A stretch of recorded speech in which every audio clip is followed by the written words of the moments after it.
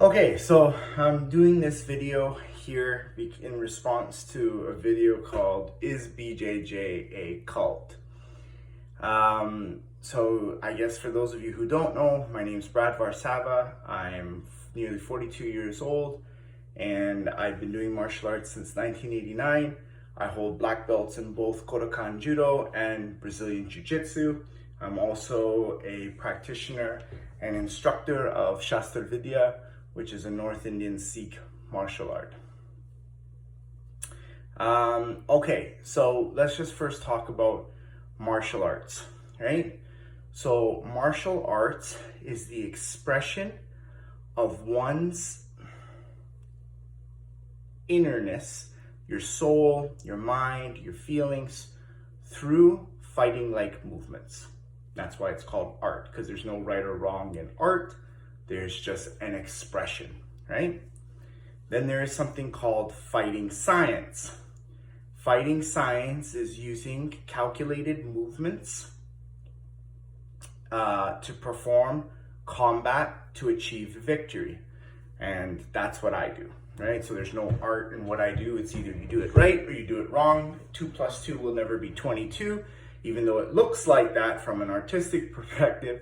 No, the actual mathematical scientific relation is 4, right?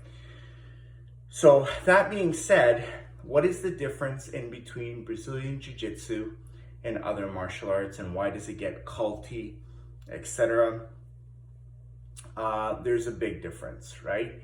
So when you're doing martial arts, you can scream, you can yell, you can use fans, you can use ropes, and you can use hollow poles, and you can look really good with really nice fancy costumes, and people are like, wow, that's beautiful. And that's what it's intended to be. That's art, and that's a great thing, and I employ people to continue to do so. But real fighting is not pretty. It's not elaborate, it's not spectacular, it doesn't really look sharp to the eye unless you have a trained eye, right? And I would say this, real fighting is 2 parts. It is being able to control and interpret your opponent's energy through movement. What do I mean by that? It means that if they punch, I can read it, I can slip it, I can manage that, right? And I can control it. If they come and they grab me, I can read their energy, where they're pulling me, how they're pulling me, where they're going to pull me, and then I can then strip that grip, I can control them, I can take them down, put them on the ground, I can keep them up and just control the fight. That's what a good wrestler, good grappler, good jiu-jitsu-tero, jiu-jitsu-ka, judoka, samboista, that's what they all do.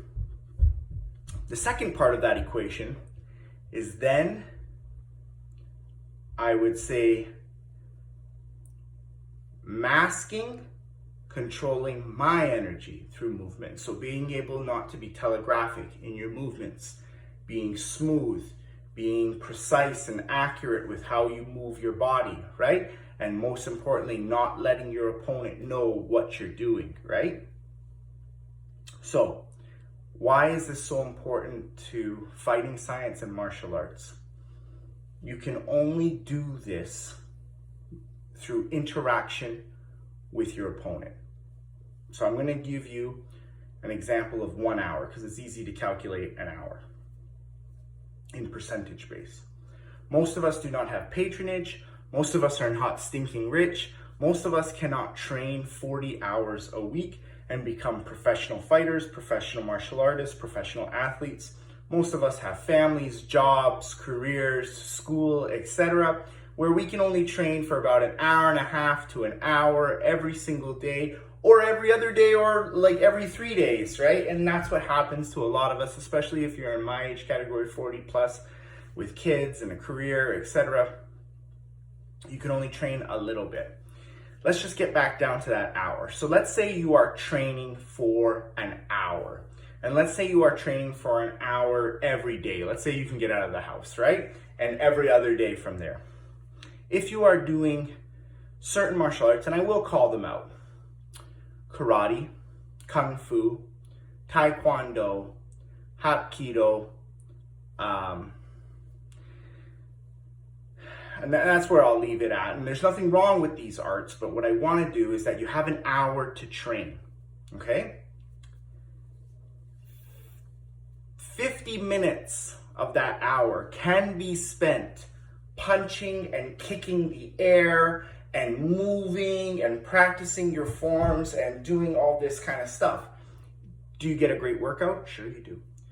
Do you build muscle memory? Of course you do. Do you engage in muscular hypertrophy? Yeah, for sure. You can get weights and do kata and form and pumse and etc. Yeah. Do you build flexibility, speed, everything? Yes, absolutely. Do you learn how to control anybody? Not at all. Not like even 1 freaking %. Do you learn how to control and mask your movements? Probably not, because you don't have anyone saying, I saw that, I felt that, I put my hand up just lightly and stopped your hardest punch. So 80% or 80% of that time you're spending, you're just getting a workout in. You're not learning how to control your movements. You're not learning how to control anyone else.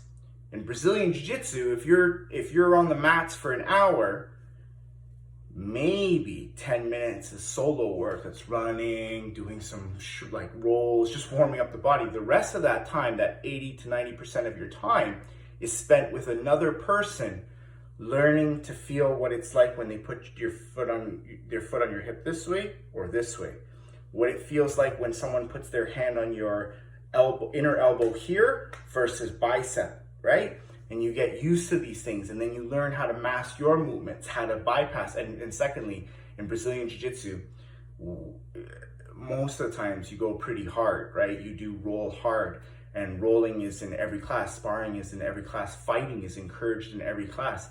I can't even say that for Muay Thai, and definitely not boxing. And those are great martial arts.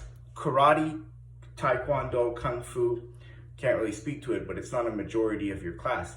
Brazilian Jiu-Jitsu, you train every single day. You have to roll. I've never been to Brazilian Jiu-Jitsu. I have never, in the 25 years that I've been doing BJJ, I've never been to a class where there's no rolling. I've never been to one, right? You have to spar every single day.